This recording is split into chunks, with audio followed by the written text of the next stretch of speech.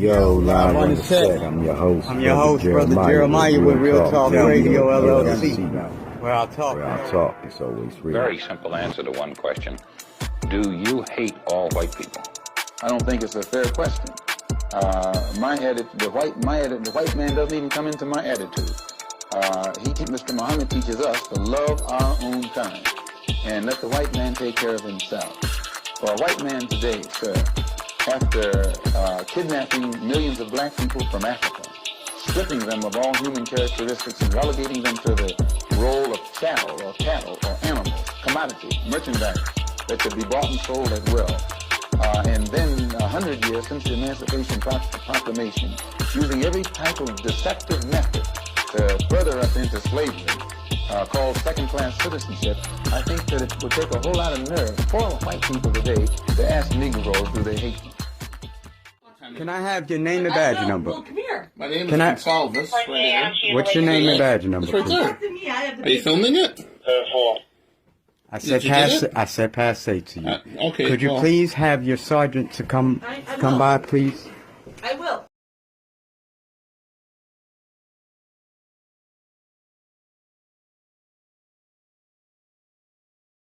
The problem exists because white people think they're better than black people, and they want to oppress us, and they want us to allow ourselves to be oppressed. I can't solve the problem. You guys pull the strings that close schools. You guys draw the boundaries that keep our kids restricted to the ghetto. You guys write up the restrictive covenants that keep us out of houses. So it's up to you to talk to your brothers and your sisters and persuade them that they have a responsibility. We've assumed ours for over 400 years, and we're tired of this kind of stuff now. We're not going to suffer patiently anymore. No more turning the other cheek. No more blessing our enemies. No more praying for those who despitefully use us. We're going to show you that we've learned the lessons you've taught us. We've studied your history, and you did not take over this country by singing "We Shall Overcome." You did not gain control of the world like you have it now by dealing fairly with a man and keeping your word. You're treaty breakers, you're liars, you're thieves, you rape entire continents and races of people. Then you wonder why these very people don't have any confidence or trust in you. Your religion means nothing. Your law is a farce, and we see it every day. You demonstrated it, and you couldn't walk around and talk to people, stand up in your pulpit on Sunday and preach nice little songs and say, now we're going to give thanks to the Lord for he is good and old Jesus be among us.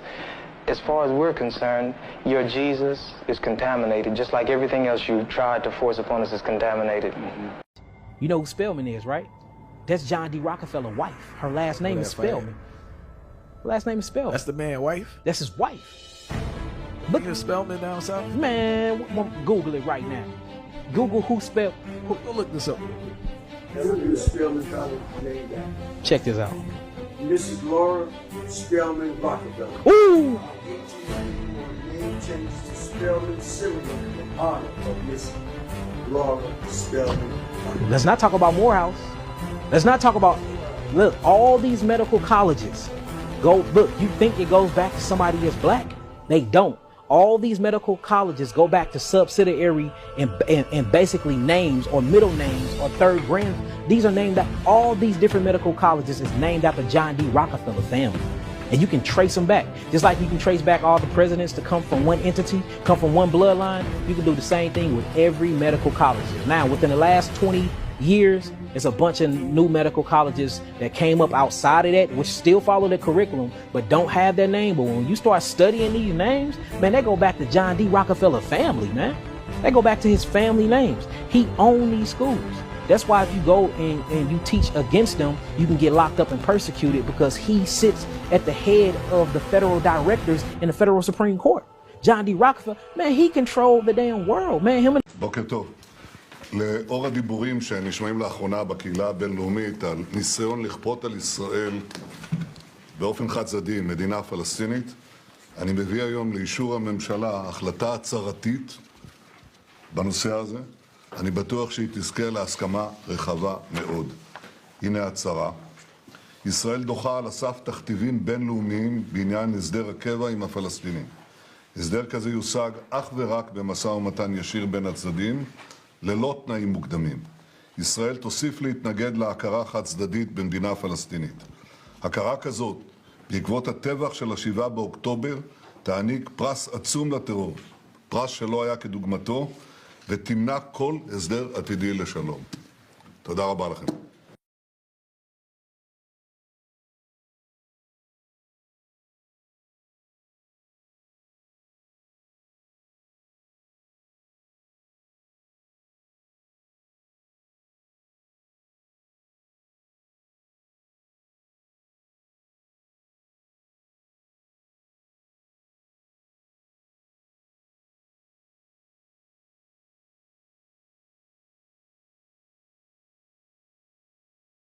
Tonight I want to speak to you about total victory.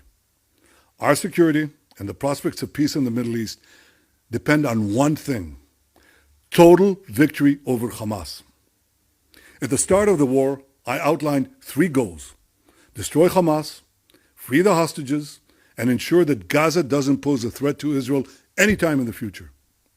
Achieving these goals will ensure Israel's security and pave the way for additional historic peace agreements with our Arab neighbors. But peace and security require total victory over Hamas. We cannot accept anything else. Can you imagine what will happen if we don't have total victory?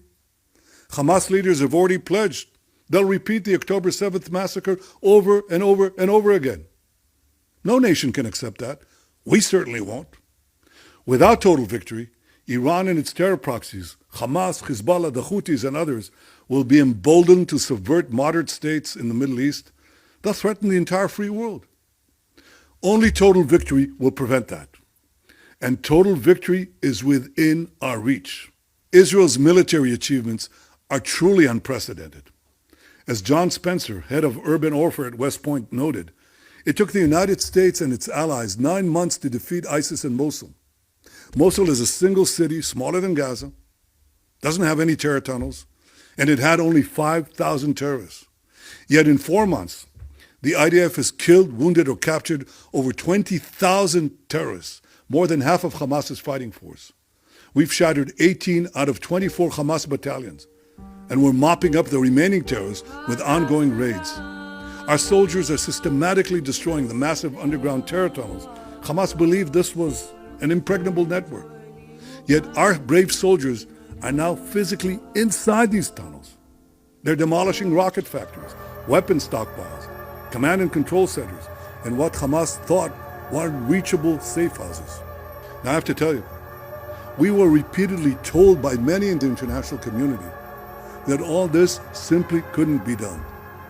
They said that a ground offensive would not be effective, that we couldn't enter Gaza City because it would be an abominable death trap, that we couldn't go into the hospitals that served as Hamas headquarters without inflicting massive civilian casualties, and that we couldn't enter the underground terror tunnels because nobody could. Yet our brave soldiers proved them all wrong on all counts. Many also argued that Israel's military campaign would scuttle our ability to release the hostages. Well, they were wrong on this one too. Military pressure led to the release of 110 hostages, and only continued military pressure will bring home the remaining hostages. Our soldiers are now in Khan Yunis, Hamas's main stronghold. They'll soon go into Rafah, Hamas's last bastion.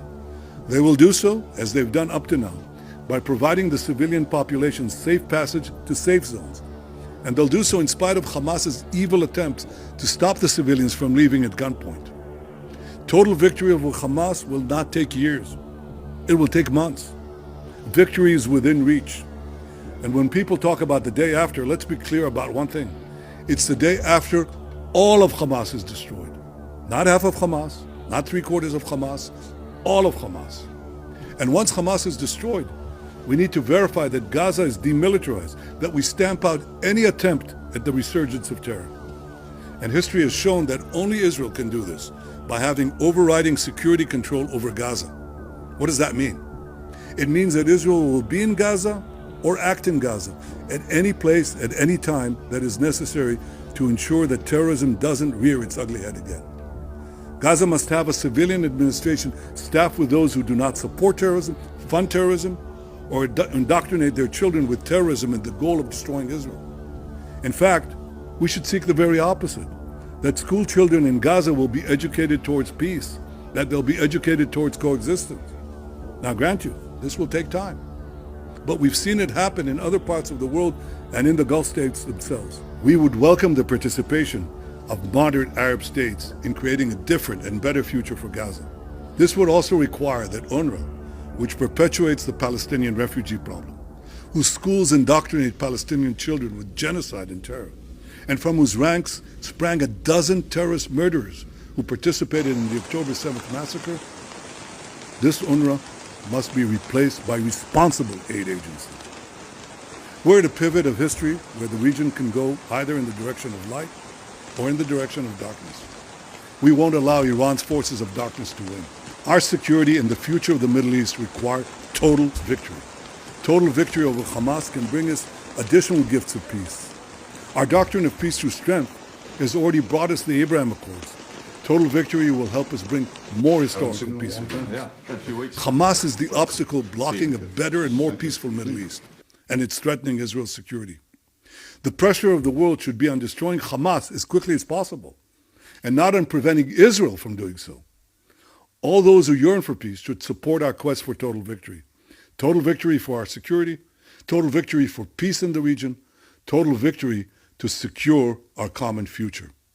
Fast forward on this point, the ultimate agenda that we are looking at that this enemy is pushing is depopulation. We have to get this through our mind. That way we can remove the emotion from it. Take the emotion out of it, look at it for what the purpose is. Just be logical about this. What type of government would encourage men being with men, women being with women, and remove the ability to procreate? What kind of government would inspire such a thought? Now, before anyone says, well, people who are same-sex can still procreate. No, you can't. You cannot have sex and have a child. Right. Knock it off. I'm not talking about artificial insemination. I'm not talking about any of that. No. I'm talking about literally a woman cannot get another woman pregnant. A man cannot get a man pregnant. A man does not have a womb. Let's knock it off. Let's be serious about this. True. What kind of government would encourage such a thing? A government that wants to get rid of you, but wants to get rid of you in a way where you will accept it and where you will volunteer to do it yourself. They don't want these people on the planet no more. These people, I'm talking about 3 to 4 billion human beings on the planet, they don't want. According to the National Security Study Memorandum 200 under Dr. Henry Kissinger, the 32nd Secretary of State under President Richard Nixon and Gerald Ford, he stated, quote,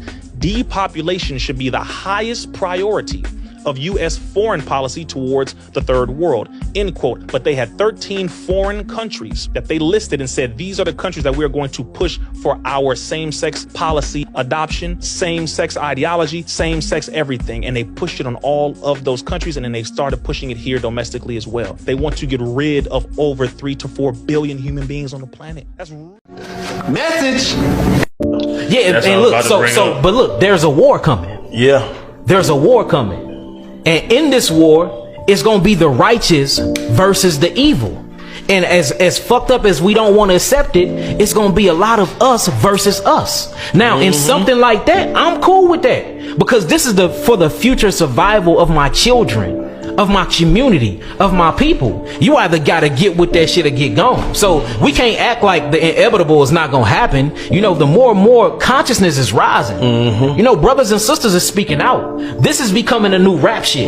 This conscious shit is becoming a new wave. Herbalists is popping up everywhere. Thought leaders, critical thinkers is popping up everywhere. You see little bitty Malcolm X's and Louis Farrakhan's running around this motherfucker rapping. So the more and more we raise this high energetic frequency, the more and more the low energetic thought forms is going to be thinking of ways to come back. This is spiritual warfare. So civil war is coming between the so-called black righteousness people and the so-called black evil people. It's coming. So for the ones that got their mind made up and can't get right, I'm just here to say this message. I have over 100,000 vegans that don't eat meat, that don't drink, that don't smoke, that read every day, that work out, that actually practice combat training, that know how to use a gun, that know how to use their mind. They dick is not their God, they belly is not their God. You don't want to fucking go to war with a nigga who know who they truly is.